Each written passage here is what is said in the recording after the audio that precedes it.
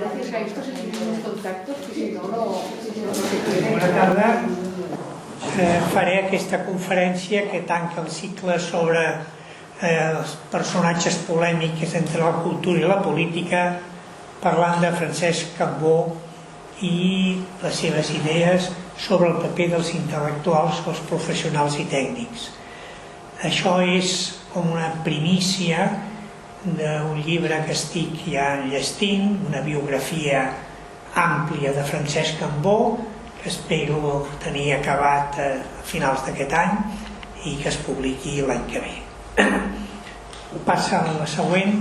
Aquí tenen l'índex dels temes que tractaré. La primera, en primer lloc, parlaré d'un debat sobre si Cambó és modernista o noucentista, després també de tot el tema que és la irrupció dels intel·lectuals a la vida política i la diferència que hi ha entre el que podríem dir les fases espanyoles, que de fet són madrilenyes, i les fases catalanes, després les propostes de Cambó al voltant sobre el paper dels intel·lectuals i els professionals en la vida política de la Catalunya de principis de segle, a partir de 5 conferències i de textos d'ell. Després un debat bastant curiós que hi ha entre pretians i cambonians al voltant del tema del paper dels intel·lectuals, i després finalment faré un exemple concret de relacions entre polític i intel·lectual, que són les relacions entre Francesc Cambó i Josep Pla, que jo qualifico de la relació entre el mecenes i el convers. Serà un cas concret, hi hauria molts altres però no tindríem temps de tractar tots. Passa a la següent. Joan Estalric, que és el braç dret de Cambó en totes les empreses culturals, quan va morir Cambó l'any 47, va publicar en una revista argentina una necrològica en la qual diu que Cambó era sobretot modernista. Y concret diu: su tendencia al divismo provino de su ascripción al modernismo. Jo estic absolutament en contra d'aquesta tesi.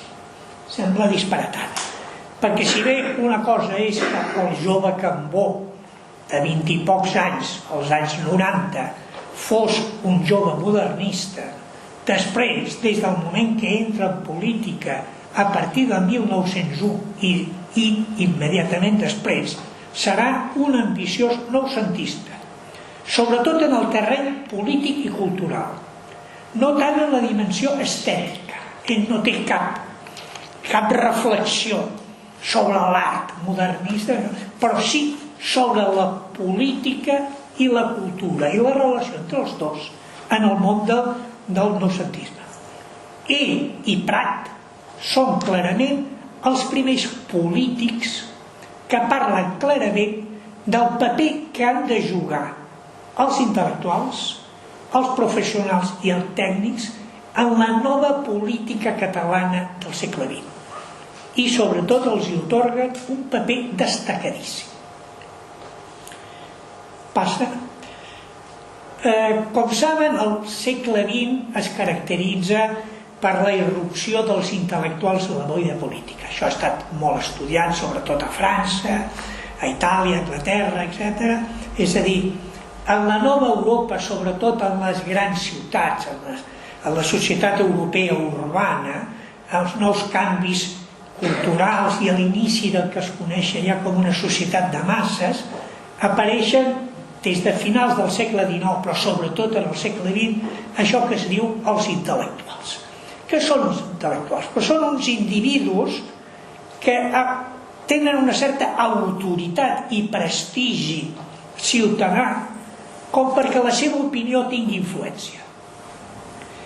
Normalment és gent que gaudeix d'una certa independència, és a dir, que molts d'ells no estan vinculats a cap grup polític, que tenen una certa autonomia professional i que per tant no depenen diguem-ne, d'una feina determinada, que utilitzen sobretot els nous mitjans de comunicació, la premsa de masses, sobretot les publicacions en revistes, diaris, també les conferències, per arribar a un públic molt ampli.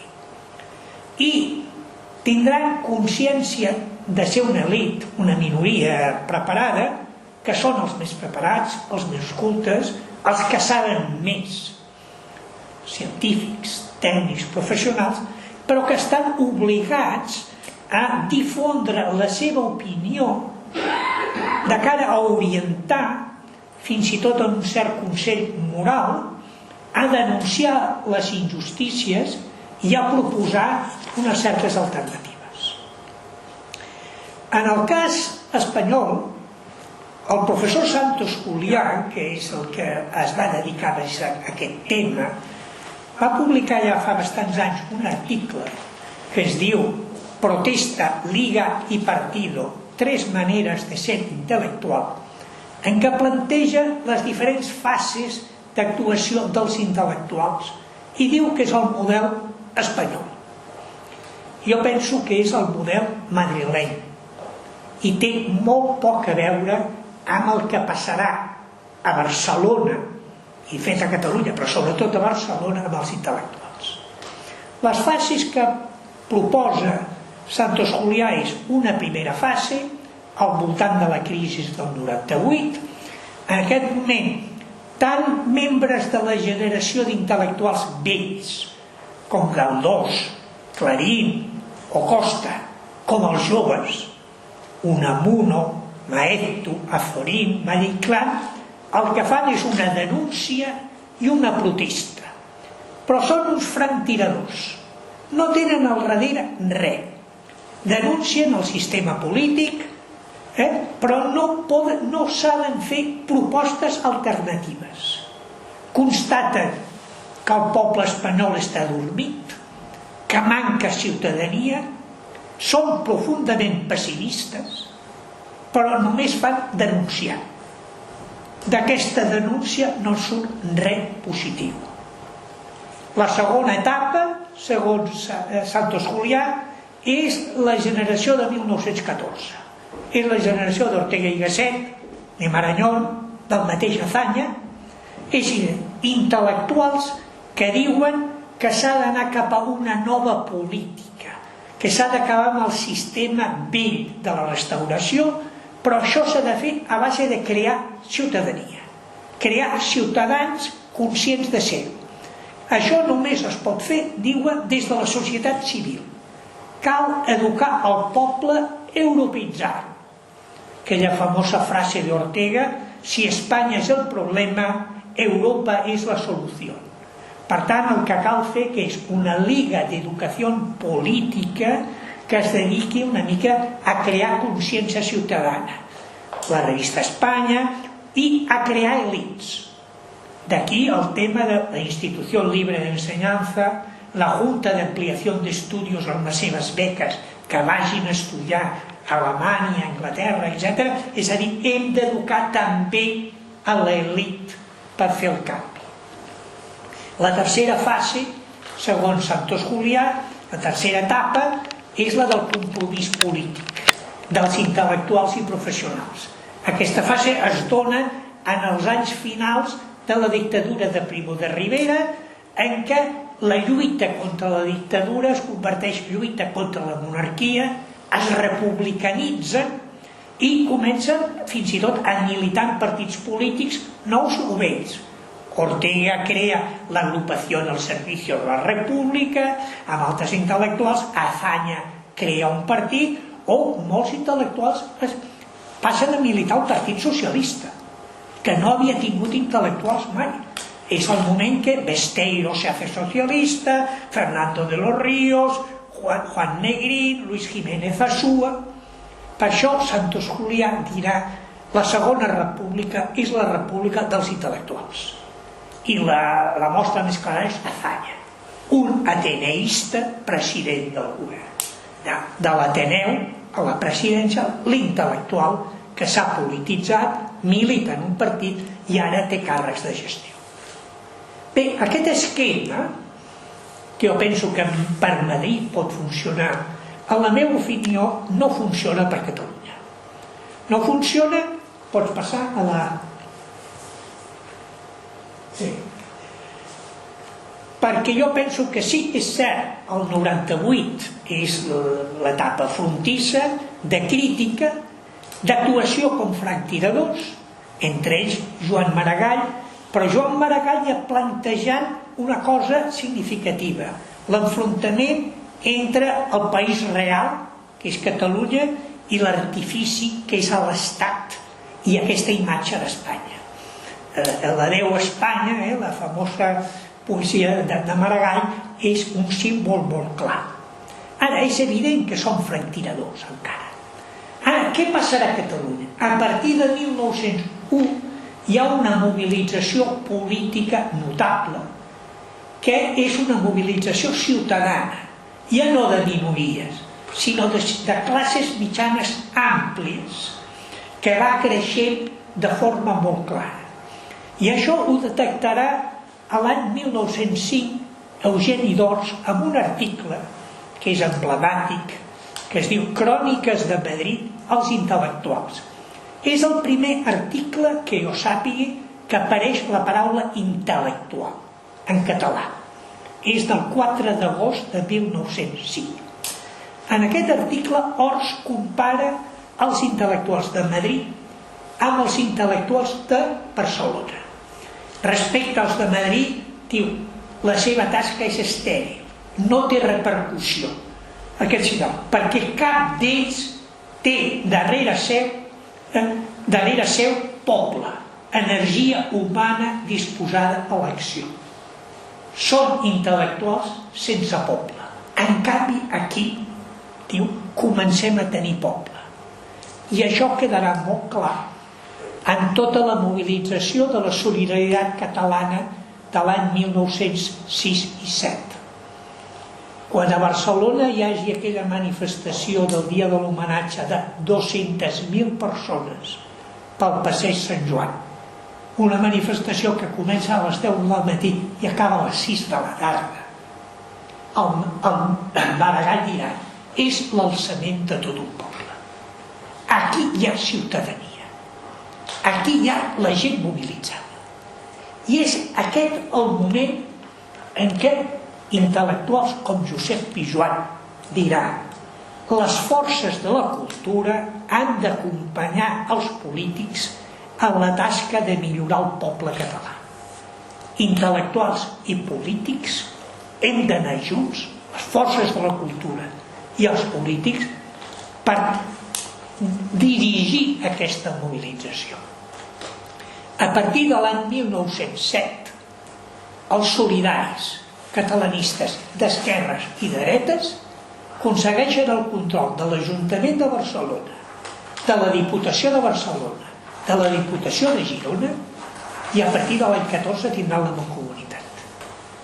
I en aquestes institucions seran cridats intel·lectuals, professionals i tècnics a fer de gestors, a gestionar projectes que no podran ser molt ambiciosos pels migrats recursos que tenen aquestes institucions, però que tenen una gran perspectiva a llarg termini.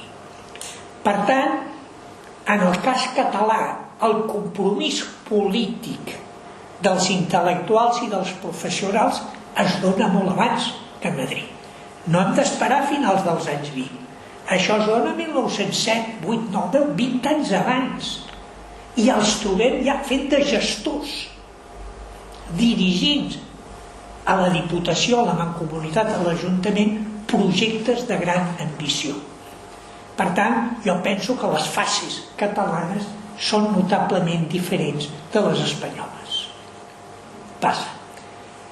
Francesc Cambó és un dels polítics que això ho veu més clarament i ho teoritza i ho divulga.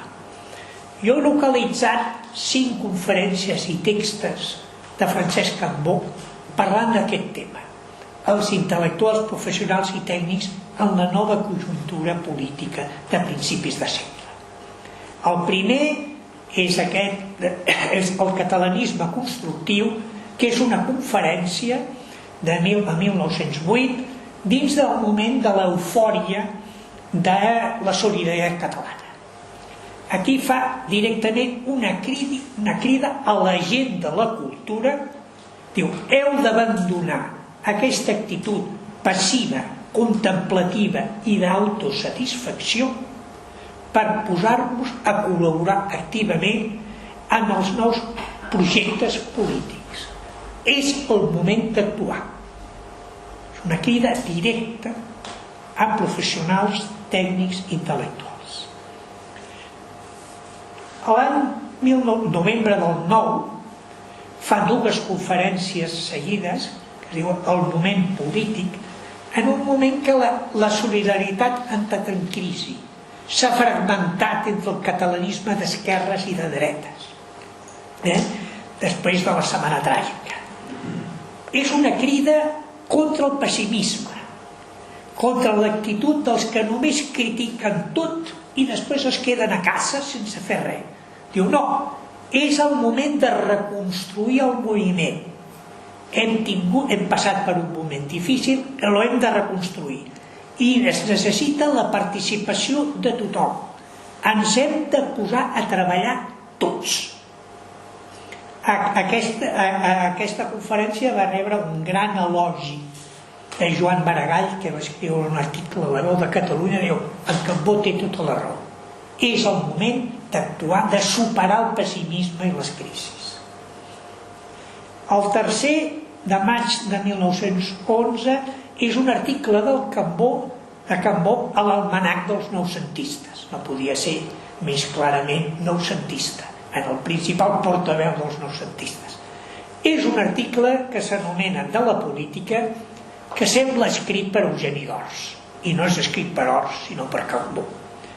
Frases com aquestes: política és intervenció i la intervenció és fer.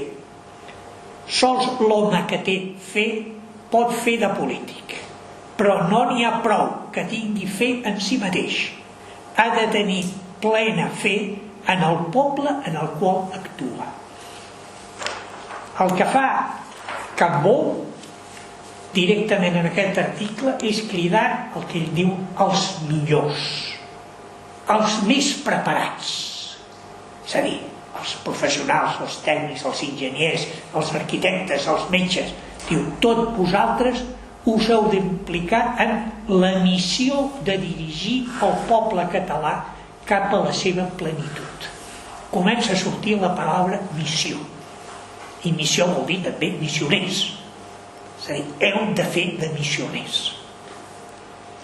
La següent, de l'any 12, és la conferència que fa Cambó a la Joventut Nacionalista de la Lliga, i el títol és claríssim: Missió de la joventut a l'actual moment. Clar, Cambó, que en aquell moment ja és un polític consagrat, s'adreça a joves de 18-20 anys, però que són advocats, enginyers, arquitectes, metges, és a dir, és l'elit de la Lliga, els futurs professionals. Aquí fa una diferenciació molt clara entre el polític i l'intel·lectual.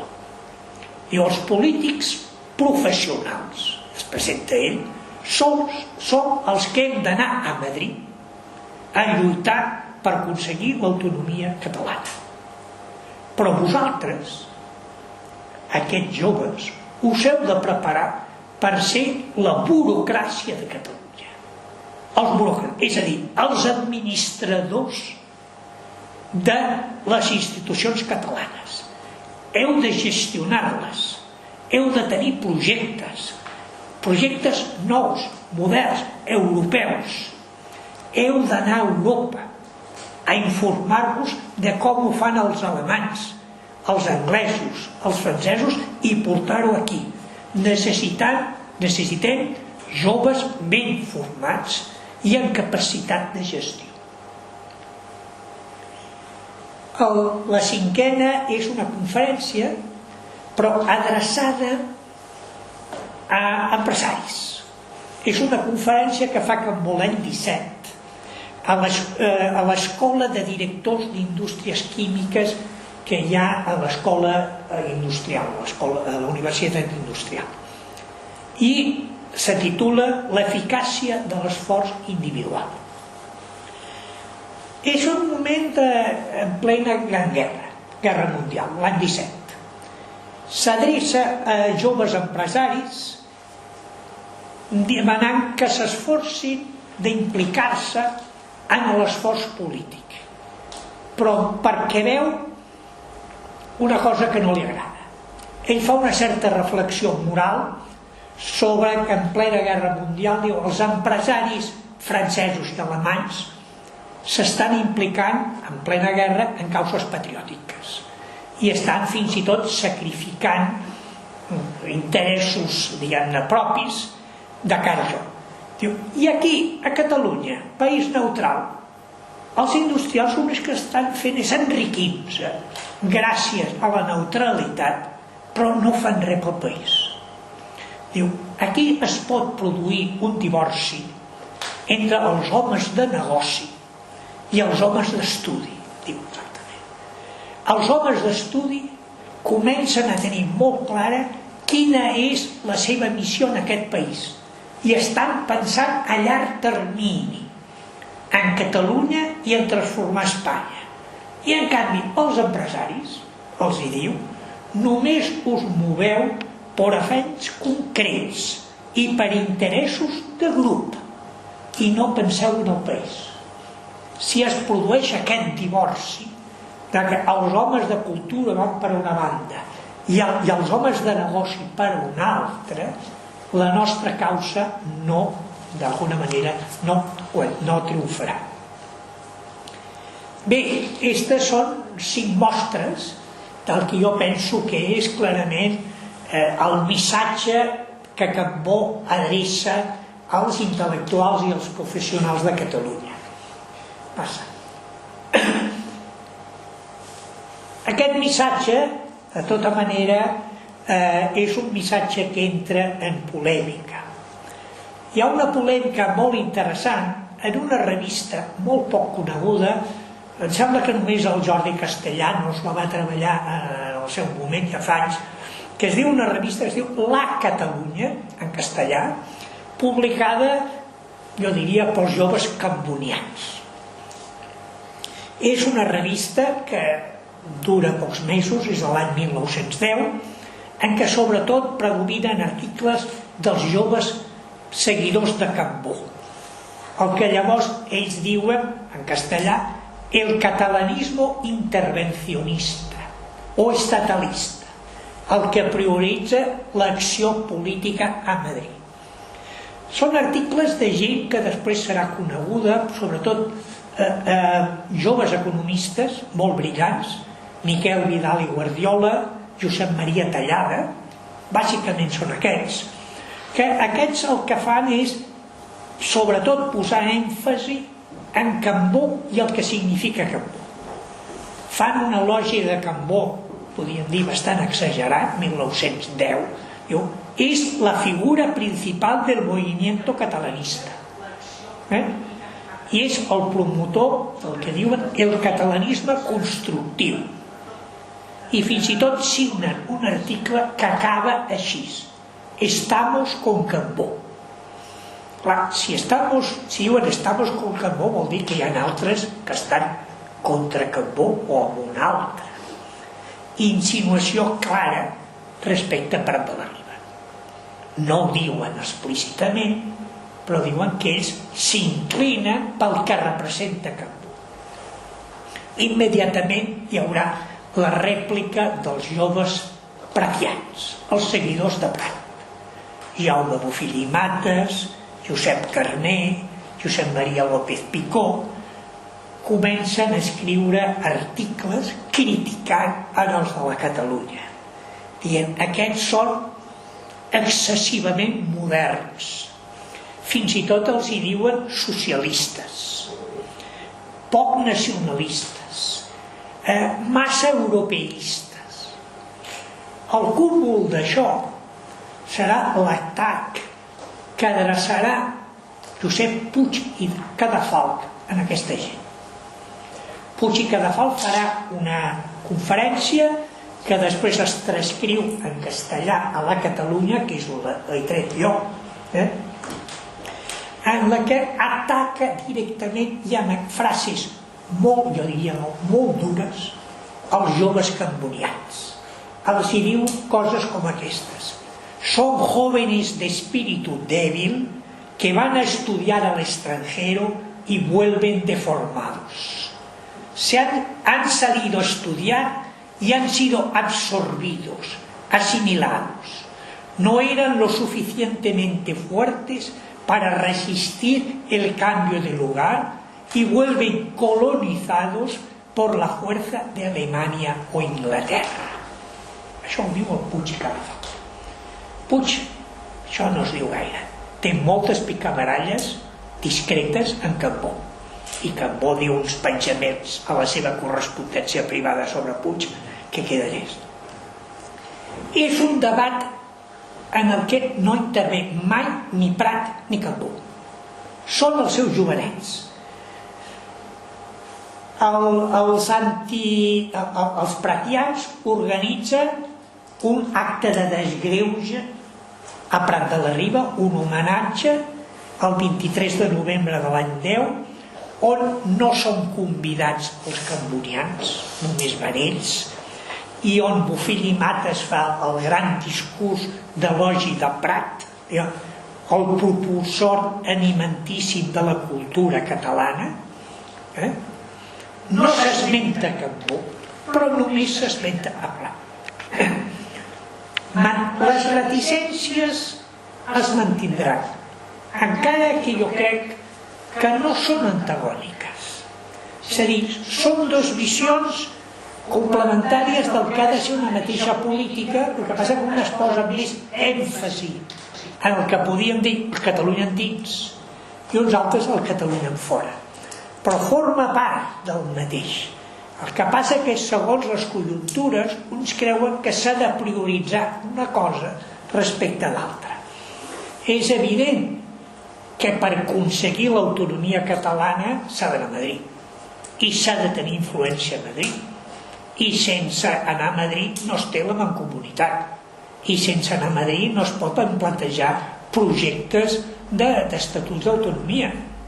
És evident que també s'ha de gestionar el que es pugui d'aquí, però no és antagònic. El problema és que els joves més radicals dels uns i dels altres ho porten a un extrem tal que ho presenten com incompatible, com s'ha d'estar en una política o en l'altra, i això portarà a que Cambó, amb el seu tacticisme d'ara donar prioritat a una cosa, després a una altra, canviant a l'any 15, al 17, al 19 de discurs, el que fa és descol·locar-los tant que finalment a l'any 22 gran part dels joves pratians s'aniran a això que serà Acció Catalana. Acció Catalana no és una escissió de la Lliga, és molta gent de la joventut de la Lliga i altra gent catalanistes d'esquerres que se'n van a un partit que sobretot és anti-Cambó, no és anti-Lliga, és anti la política de Cambó, que és el que queda més marcat per aquesta crisi. Però això ja és una mica, diguem-ne, un tema bastant més complex. Passem al següent. Passem al tema concret d'analitzar les relacions entre un intel·lectual i un polític. Parteixo d'una paradoxa bastant curiosa inicialment. Si vostès miren les obres completes de Josep Pla, trobaran centenars de referències a Francesc de Cambó. Fins i tot hi ha el famós llibre en 3 volums que Pla va escriure sobre Cambó. Si vostès miren les memòries i el dietari de Cambó, no surt mai Josep Pla, tot i que Cambó li havia encarregat una biografia. Sí, ja ha passat. Com és possible que en les memòries de Cambó aquest no l'esmenta. Què ha passat entre ells que vol esborrar la seva existència? Doncs tot ve d'un encàrrec enverinat.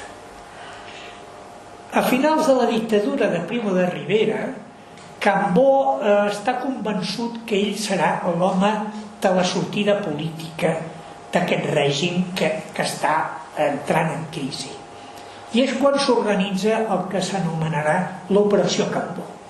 Hem de potenciar la figura de Cambó com l'alternativa a un règim que desapareixerà. L'Operació Cambó, en part està orquestada sobretot per Joan Estelrich, significa tota una sèrie de gestions i de publicacions per enaltir la figura de Cambó, en forma de llibres, d'actes, la famosa exposició del llibre català a la Biblioteca Nacional de Madrid de l'any 27 forma part de l'Operació Cambó. És Cambó qui la paga i va a Madrid a mostrar davant de l'opinió espanyola la producció de 6.000 llibres escrits en català. És a dir, i llibres d'encàrrec, llibres propis de Cambó, El silenci de Catalunya, que després serà conegut per la Concòrdia, les dictadures, i llibres que finalment, fins i tot un que es dirà La solució a Cambó. En aquest marc hi ha l'encàrrec d'una biografia de Cambó en català, de consum interior, per part de Joan Pla. L'encàrrec el fa Joan Estelrich, el braç dret, a un Josep Pla, que al principi de cambonià no tenia res. El Josep Pla dels anys 20 és un home més aviat ubicat entre Acció Catalana i Macià. Ell, en els seus articles a la publicitat de l'any 24-25, fa elogis de Macià, de la gent d'Acció Catalana, i critica Cambó. Fins i tot hi ha un article de l'any 24 que diu: el projecte de Cambó al final no ha convençut a cap català ni a cap castellà. Per tant, és clarament crític. El que passa és que l'any 28 Pla es baralla amb Rovira i Virgili, que en aquell moment és qui controla el diari La Publicitat, en el que escriu ell. També es baralla amb la revista L'Opinió, que és una altra revista catalanista d'esquerres a Calorà, i queda una mica descol·locat. En aquest moment ve Estelrich, a començaments del 28, amb l'encàrrec. Li paguem una biografia de Cambó per presentar Cambó davant de l'opinió pública catalana com el polític que ens ha de dur no solament a l'autonomia, sinó a la sortida política espanyola davant de la dictadura. Pla ho accepta.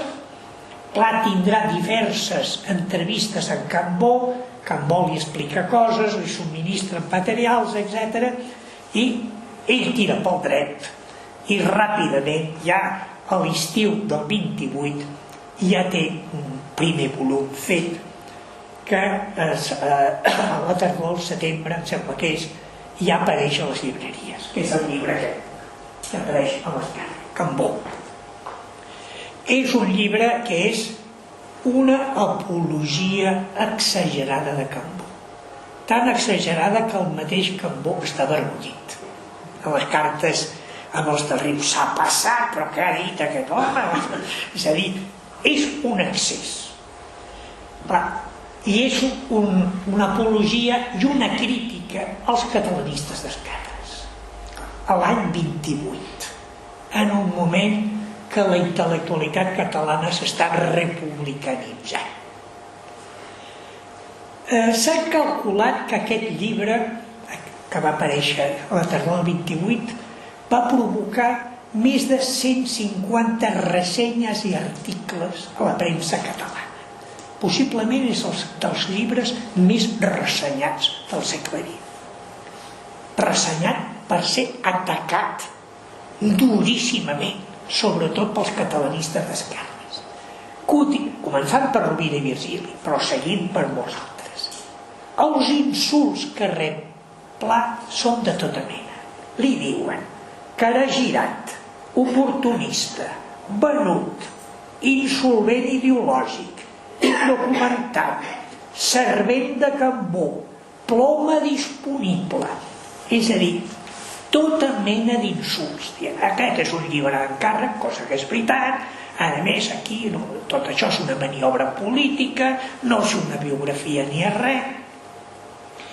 Durant molts anys, Josep Pla estarà marcat per aquest llibre. Aquest llibre el marcarà política i ideològicament. Aquest llibre tindrà 2 volums més, el segon i el tercer, un apareix l'any 29 i l'altre al 30, que ja no tenen tant ressò perquè és més del mateix i per tant ja se sap el que va.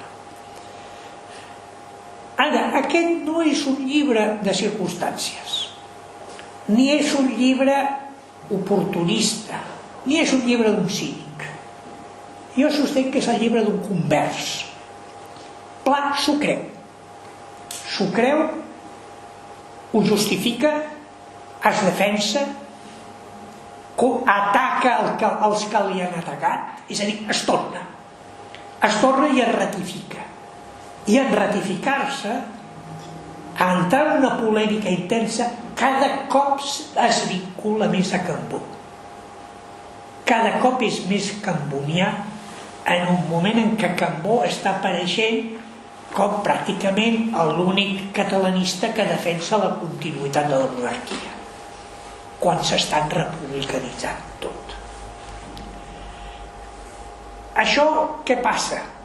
Doncs marca molt a Pla, de tal manera que és vist com un home de Cambó i se li tanquen moltes portes. Entre l'any 29 i el 31 hi ha un munt de cartes patètiques de Pla a Estelric i al mateix Cambó, demanant ajut, demanant suport i ell vinculant-se clarament a la causa. L'any 30, per exemple, una carta a Estelric: ja podeu comptar amb mi per tot el que vulgueu. Si hem d'anar a la Lliga, anirem a la Lliga. Si hem de fer marxar la Unió Catalana, que era una plataforma d'intel·lectuals propers a la Lliga, jo us ajudaré. Quan llanceu un manifest polític, poseu-me a mi, a ser possible, ben endavant. És a dir, ell ja s'implica. Ja estic disposat, ja juga aquesta carta.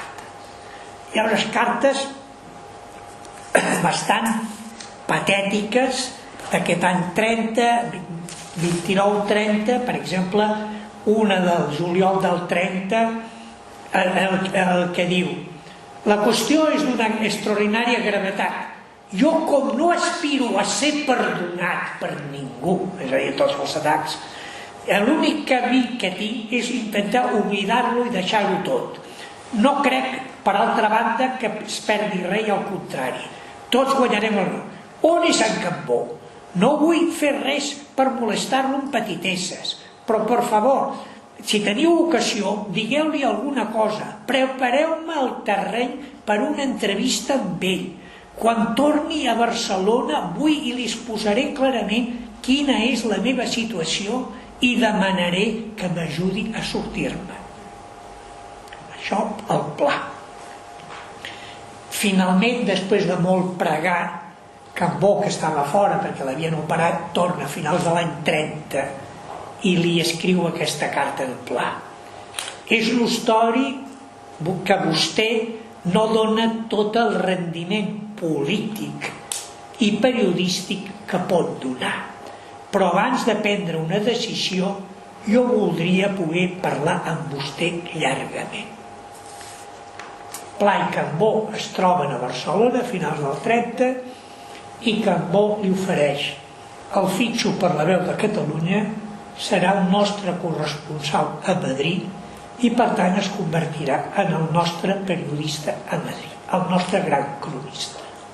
Per tant, en sou i, de fet, mantingut per Cambó i la Lliga. Recordin que, per exemple, Pla estarà amb Cambó el 14 d'abril de l'any 31 a Madrid. Van tots dos en tren quan Cambó intenta evitar que Alfons XIII abdiqui. Va acompanyat de Pla, que és l'home que està allà. A partir d'aquest moment, de la proclamació de la República, Pla serà el corresponsal de La Veu i, de fet, l'home de la Lliga a Madrid. La Lliga tindrà molts pocs diputats, un dels pocs és Estalric i Ramon de Badal i Calderó, l'altre Badal, però el que fa de polític, com veurem en una carta, en realitat, en nom de Cambó, és Pla. Jo he trobat la correspondència entre tots dos. Rep constantment instruccions de Cambó sobre el que ha d'escriure i el que no ha d'escriure. Quines temàtiques s'han de tractar i quines no. Per exemple, no parlem de la monarquia. S'ha acabat de parlar de la monarquia. En canvi, s'ha de parlar, per exemple, de l'Estatut, del projecte d'Estatut català, i seguint les instruccions que doni Cambó. I Pla ho va complir i ho diu molt clarament en les seves cartes. La meva missió a Madrid és en part informativa, però també en part política, per preparar el nostre demà. En una carta molt clara, diu: quan marxà Cambó m'encarregà la missió de preparar les coses aquí, de manera que ells i els seus amics puguin entrar a la República de manera suau. I això és el que he fet fins ara. I això explica la meva posició actualment dins de La Veu. La política que faig en aquest moment a Madrid és acostar en Cambó i en Lerroux. He tingut llarguíssimes converses amb Alexandre Lerroux, que és l'únic home d'aquest ministeri, és el govern de l'any 31, el govern provisional del Calà Zamora, i que el president és el Calà Zamora i Lerroux és ministre, que té cara i ull. L'ideal de Lerroux és que en Cambó ja fos hora aquí i dins d'aquest ministeri. En Lerroux serà el conservador de la República. Amb això l'encerta tot el temps. Per tant, Pla fa de cronista polític i això va en detriment de la seva obra més literària. Tots els especialistes en Pla estan d'acord que els anys de pitjor producció literària són els anys que el que fa és de cronista política, que l'obliga pràcticament a dedicar-se plenament, i ho estarà fins al 36. Fins al punt, que això és una cosa que ha localitzat la Josepa Galofré, a la primavera del 36 Pla decideix dimitir com a l'home de La Veu a Madrid per tornar a dedicar-se plenament a la producció literària. El que passa que ve la guerra civil i ho talla tot. Ve la guerra civil i Pla s'ha d'exiliar i anar cap a França. Té uns primers contactes curiosos amb Josep Bertran i Mussito, que és l'home de la Lliga que organitza els serveis d'espionatge, i aquí hi ha les famoses cartes sobre si Pla i també Sentís poden fer d'espies o de propagandistes. Hi ha una carta molt curiosa sobre el Pla espia, escrita per l'Estalric al gener del 37, que diu el següent: jo no sé els resultats que en Pla pugui donar en matèria d'espionatge, però soc més aviat escèptic. En canvi, el Pla és una primera figura literària a casa nostra. Actuant amb mi prop dels grups literaris i periodistes de París, podria fer forat pel seu esperit càustic i la seva gràcia literària. També podria publicar alguna cosa a grans revistes i setmanaris. En fi, Pla seria un intel·lectual de marca català que manifestaria ostensiblement al costat de Burgos. Després parla del Sentís, que el Sentís faria molt més d'espia que de propagandista. Diu: per acabar, sobre la qüestió Sentís-Pla, vull dir-li de forma sintètica i clara el meu pensament, que crec que les funcions d'espionatge i de propaganda són incompatibles en les mateixes persones. Per tant, Pla no pot fer d'espia, ha de fer de propagandista, i així ho farà. Fa articles per diferents coses i sobretot rebrà de Cambó un encàrrec de redactar un llibre sobre la Segona República. Un llibre que ell, si està bastant temps treballant, gràcies a això, justificarà l'ajut econòmic de Cambó que manté a ell i la seva dona.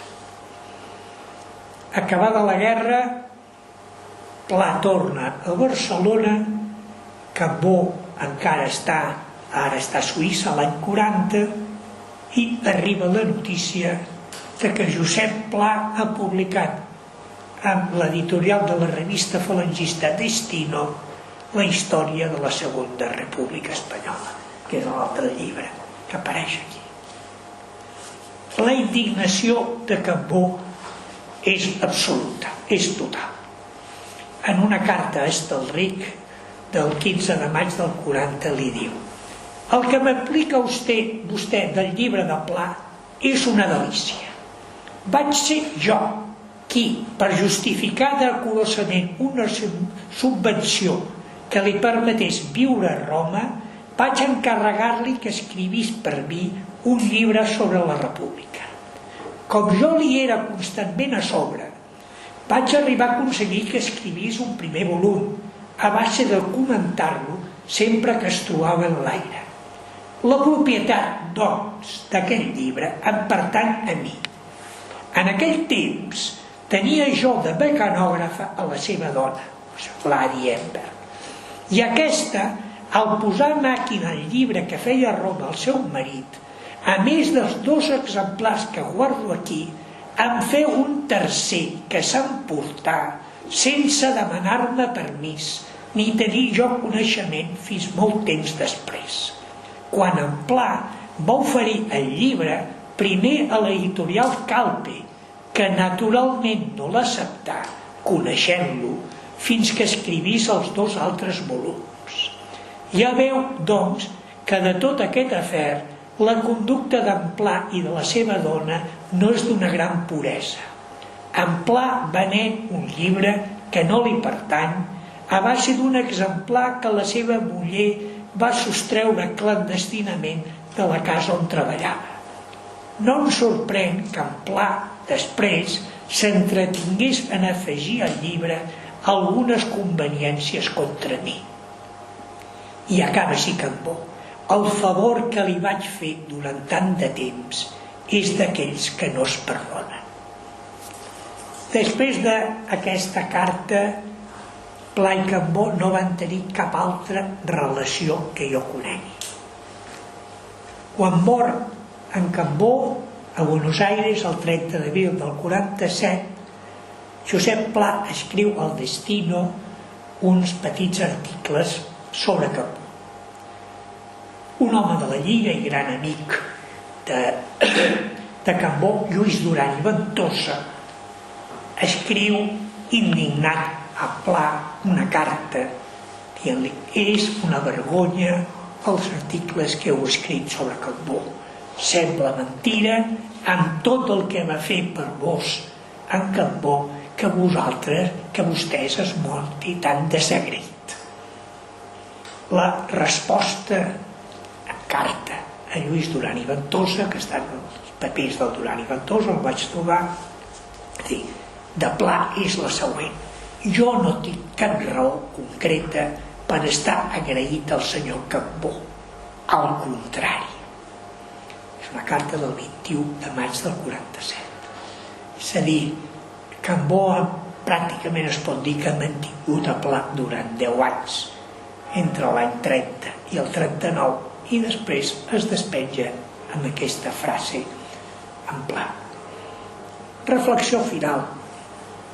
Jo penso que aquesta reacció de Pla és el típic cas de l'intel·lectual que vol reivindicar la seva independència i pretén ocultar o oblidar l'episodi del seu passat en el qual la seva ploma depenia dels diners de Cambó. És a dir, vol amagar l'etapa que era un home de Cambó, que havia estat utilitzat, potser perquè no tenia més remei, però que de fet, d'alguna manera, gran part de la seva producció va quedar vinculada als interessos de Cambó. Aquesta actitud de reivindicar la independència i voler amagar, ocultar o negar que en certs moments han estat al servei d'una causa, podríem dir, discutible, no apareix només en Pla, ho trobem bastanta gent. Si es miren també el mateix dietari del Joan Estelric, en alguns moments apareix aquesta actitud de l'intel·lectual. Diu, a mi el Cambó em va utilitzar.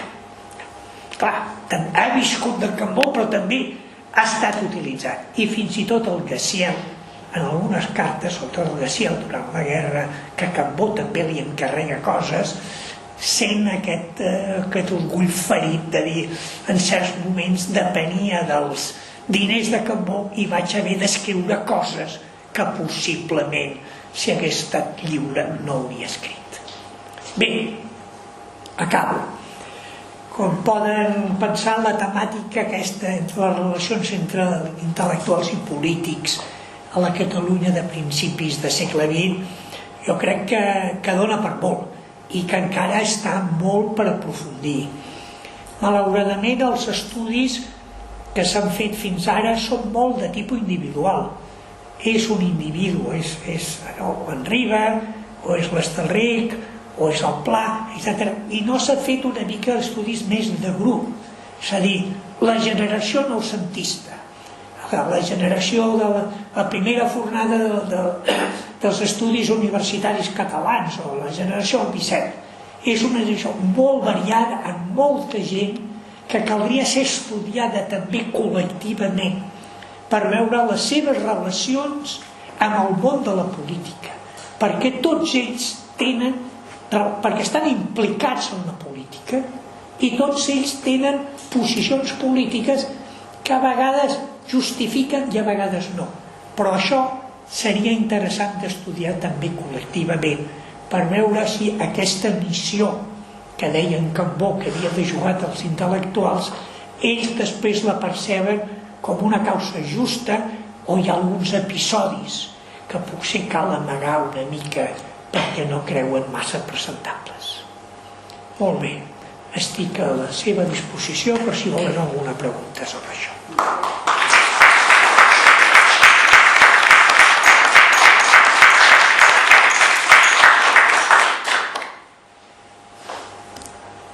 Alguna pregunta?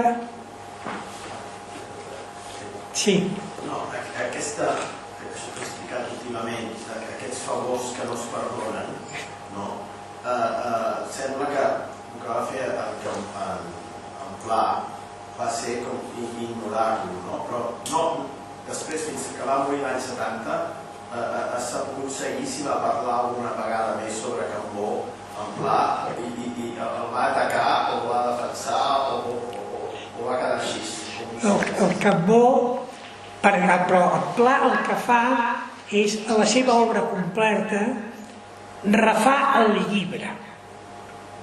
O sigui, el llibre de l'any 28-29, 3 volums, l'incorpora a l'obra completa i el revisa notablement.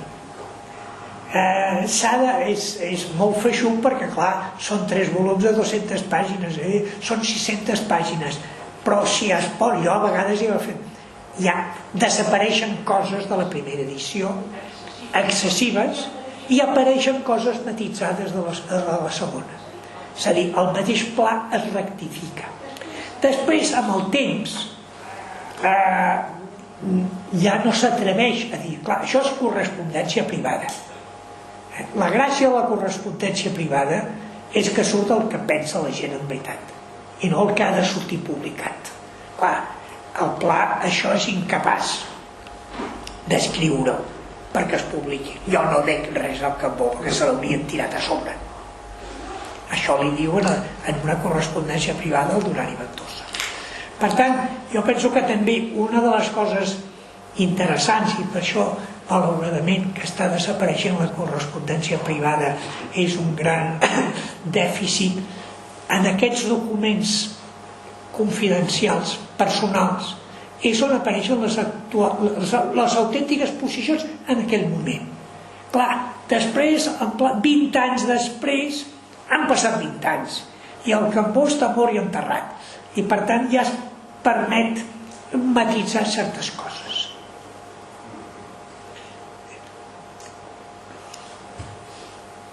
Alguna pregunta més? Sí. Que volia demanar les relacions entre el Cambó i Josep Pijuan. Són molt interessants. Sí, Això, el Pijuan, jo crec que el Pijuan requeriria una biografia perquè és un home sensacional. Es coneixen molt. Es coneixen des que tenien 20 anys. Estaven tots dos al centre escolar catalanista. I a l'any 95 tots dos es presenten per presidir el centre escolar catalanista, el Pijuan i el Cambó, i s'enfronten i guanya el Cambó, però eren molt amics. I després és amic de viatges. A l'any 5, per exemple, quan Cambó té una crisi personal, etc., se li en vol les germanes i això, el Pijuan viatja amb ell per tot Catalunya. I després manté, després de la fuga famosa del Pijuan, en la ben plantada, continua tenint la relació, i bueno, en el Monument a Catalunya, que financia el Cambó, el Pijuan té un paper decisiu. Manté bona relació i té correspondència. A l'Institut Cambó hi ha una mica de correspondència, però els famosos papers del Pijuan, que algú hauria de trobar, ha de ser molt interessant. Ell se l'estima, en el Pijuan el respecta, malgrat que hi ha tanta gent, començant pel mateix Puig i Cadafalch, que diuen pestes del Pijuan. En canvi el Cambó el defensarà sempre, se l'estima personalment. El Cambó és molt curiós amb els intel·lectuals. Per exemple, el Segarra també se l'estima molt, encara que el Segarra li ha dedicat molts acudits d'aquests en el Bé Negre, que li ha deixat bastant verd. Però bueno, de tota manera li perdona els petits pecats de ser col·laborador habitual del Bé Negre. Però, en canvi, per exemple, les relacions amb Riba seran molt dures, seran difícils. En fi, és la relació amb els intel·lectuals. Per exemple, amb Bosch i Pere acabaran que trencaran peres, se'ls barallaran. Després de l'encàrrec del famós llibre de l'etnologia de la península ibèrica. Sí. I en canvi, per exemple, en Ferran Soldevila, que li encarrega la història de Catalunya, Soldevila la paga el Cambó, i Cambó discuteix en Soldevila capítol en capítol. És molt interessant. El dietari de Soldevila i la correspondència de Soldevila que ha estat publicada surten les seves converses amb Cambó, i Soldevila li manté molt respecte en el Cambó. Sí. Hi ha de tot per entendre. Qui diu penjaments, per exemple, al final el Gaziel és molt crític. Si mireu els escrits el d'Escoor i aquell del desert, diu uns quants penjaments de respecte de Cambó. L'Estelric? L'Estelric, clar, l'Estelric el té a sol durant gairebé tota la vida. Hi ha una carta patètica de l'Estelric que he trobat de l'any 40 que li diu: senyor Cambó, fa 20 anys que estiu al vostre servei, em pagueu el mateix que l'any 1920. Perquè el Cambó té una frase que no sé si és d'ell, però se li podia dir: als intel·lectuals s'ha de pagar poc i exigir molt. Per això un dels principals traductors de la Bernat Metge, el Joan Petit, deia: a la Bernat Metge els autèntics mecenes som els traductors, perquè ens paga tan poc que qui fem de mecenes som els traductors. Ara, és un cas molt especial, jo diria espectacular. No hi ha cap polític català que hagi tingut una sensibilitat cultural i tal relació amb intel·lectuals i tan variats com Cambó. Per això fan un home apassionant, crec jo. És que tenia contactes amb tothom. Clar que tenia molts diners, però tenia moltes idees i molts projectes, però molts, i molt interessants. La Bernat Mitja, la idea és d'ell. La farà funcionar l'Estalric, però la idea és ell. I està a sobre, I es llegeix les traduccions i les critica, les comenta i diu quina li agrada. Li agrada molt les vides paral·leles del Plutarc, etc. I altres no. Per exemple, fa un gran elogi de la versió del Tàcit que fa el Soldevila. És a dir, comenta, o sigui, se'ls llegeix i els comenta, cosa que no és habitual en un polític. I s'atreveix a opinar. Alguna cosa més? Doncs molt bé.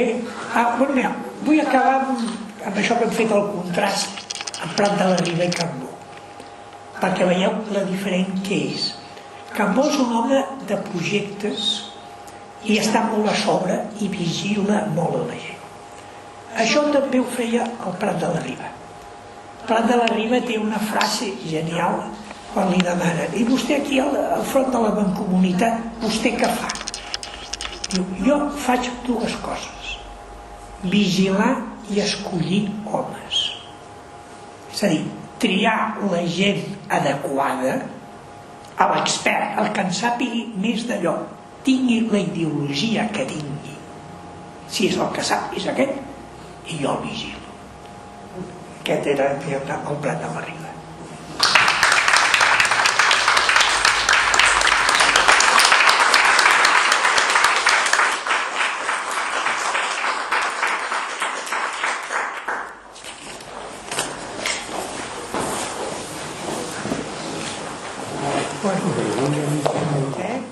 Bueno,